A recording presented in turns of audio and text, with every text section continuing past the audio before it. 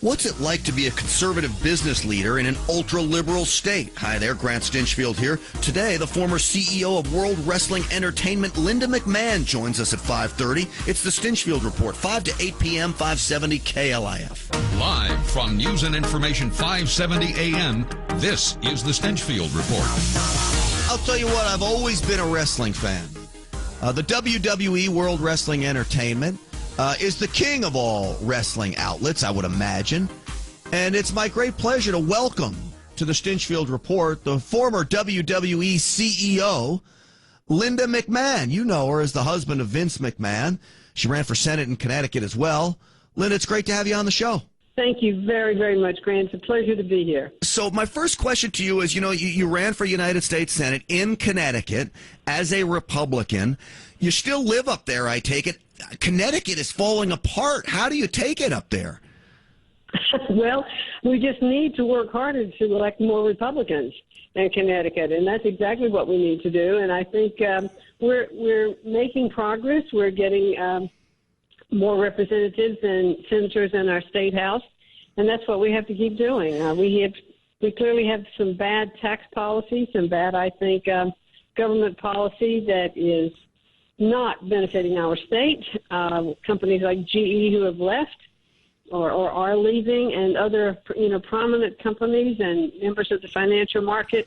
And so we need to, just like we do on a national level, have better representation of people who understand business and economy. Well, I know you and your husband are probably most well known for the WWE, World Wrestling Entertainment.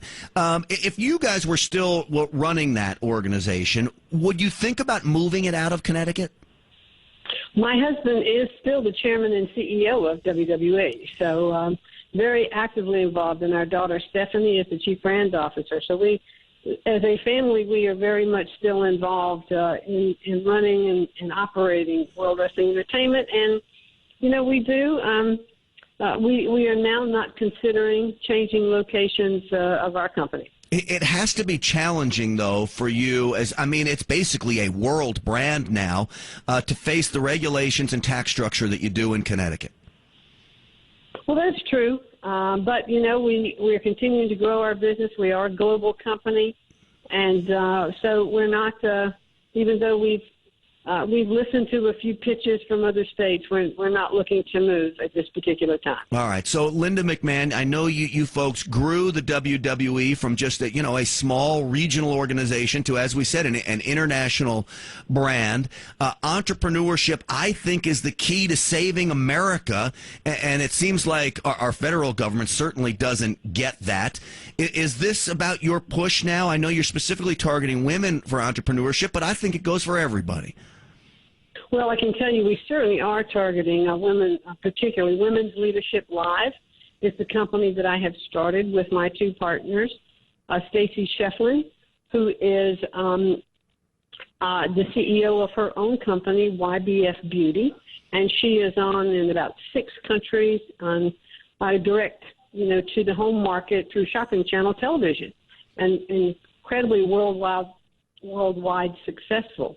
And Debbie Saviano, who's a former school teacher and principal, who is a social media strategist. And as we are going to hold our first event in Texas in May 19th through the 22nd this year in Irving, we are going to be talking about entrepreneurship. We will have keynote speakers, breakout sessions that, a lot of women want to start businesses, or they're in transition in their lives. They've left a company, maybe they have children, raise their family, or maybe they're in a company that they need to move on to do other things. So our expertise and what we bring to the table, together is really going to benefit women who are looking for mentorship, advice, guidance, from everything to writing business plans, how to have access to capital, to how to, change direction in your life, because we've all done it. And you are absolutely right that entrepreneurship, small businesses, and jobs are what is going to turn this country and our economy around. And we want to do our part because women, the 51% of the population, are starting more businesses than men are, but they have less access to capital. They have less access to mentorships and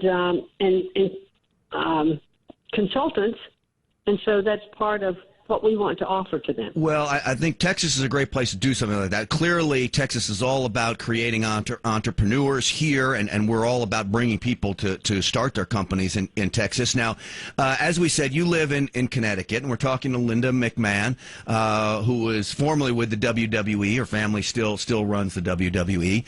And so, Linda, you ran against Dick Blumenthal. This is probably one of, if not the most liberal senator that we have in the United States Senate, who represents Connecticut. Now, you were in a debate with him in 2010, and so I want to play a clip of this debate because it really signifies the disconnect between liberals and conservatives and how they believe in creating jobs. So I'm going to play this clip here, and then I'll get you to comment. This is from 2010. How do you create a job? A job is created, and it can be in a variety of ways, by a variety of people, but principally by people and businesses in response to demand for products and services. And the main point about jobs in Connecticut is we can and we should create more of them by creative policies. And that's the kind of approach that I want to bring to Washington. I have stood up for jobs. I know about how government can help preserve jobs. All right, Linda McMahon, he clearly doesn't know what the hell he's talking about. He was a spoiled... That was as astounding to me listening to it again as it was the night of the debate. Well, you know, the bottom line is Dick Blumenthal was a spoiled brat who grew up with a silver spoon in his mouth, and he doesn't get it. So I'm going to play your response here, okay? Okay. Government, government, government. Government does not create jobs. It's very simple how you create jobs. An entrepreneur takes a risk. He or she believes that he creates a goods or service that is sold for more than it costs to make it. And if an entrepreneur thinks he can do that, he creates a job. And it's that simple, isn't it? It is that simple. You do have to be willing to take risks. You have to protect your downside. You have to understand cash flow really well because so many startup companies fail because they are undercapitalized. And a lot of women, especially, who enter into cottage industries or into, even with the best of ideas, can just not understand that that cash flow management is critical to staying in business. So one of the things in our conference that I will stress so much to budding entrepreneurs, if you will, is to make sure that you have the right amount of capital and how you have to manage that. Well, there's a reason why they say cash is king. And look, I own a trucking company, and I got a small auto care business, and cash flow can be the biggest challenge out there. And so it's imperative that, especially if you get into a business like that, you've got to be well capitalized. So, Linda McMahon, before I leave you, we got this crazy presidential race on our hands. What are your thoughts about the Republican field? Have you picked a horse yet? Well, I think we do have some excellent candidates who are running. I've been really pleased to see the depth of the Republican field, and I had been a supporter of Chris Christie. He came and campaigned twice for me in the state of Connecticut. I think he would have made a good president, but it just is not his time. And so we are moving on to see how the field continues to winnow down. Well, if your husband, Vince McMahon, ever has to call in sick, do you think Donald Trump could take over the microphone at one of your WWE events?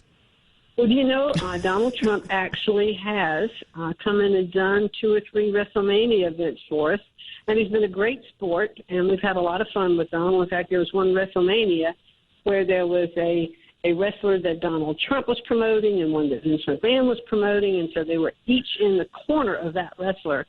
And what would happen to the loser is that the sponsor of the loser would have his head shaved, and so Vince McMahon's head got shaved at that WrestleMania.